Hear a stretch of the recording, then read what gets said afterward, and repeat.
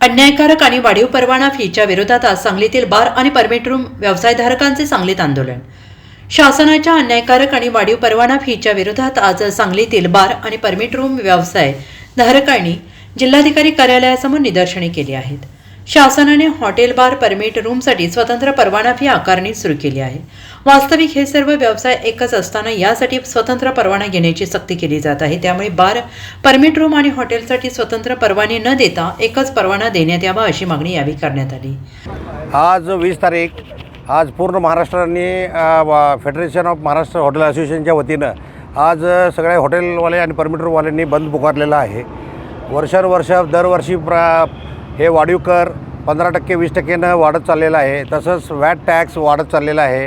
हे मनमानी टॅक्स दरवर्षी कोणालाही विश्वासात न घेता हे वाढत चाललेलं आहे। जर असंच झालं तर आपल्यासारख्या या ड वर्ग महापालिकेच्या हॉटेलवाल्यांना धंदा करायचं फार अवघड होणार आहे।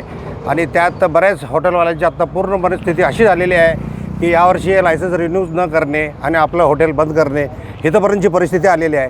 त्यामुळे सरकारने आपला निर्णय हा मागा घेऊन 15% लायसन्स फी वाढ आणि 10% वॅट टॅक्सवर वाढ केलेलं ताबडतोब मागं घेऊन ह्या छोट्या छोट्या व्यापाऱ्यांचं काम सोपं करणे आणि त्यांचा धंदा कायमचं चालू ठेवणे ह्यावर ह्याचा विचार करणे टिकवणे ह्याचा विचार करण्यात यावा ही आमची सगळ्यांच्या वतीनं नम्र विनंती आहे।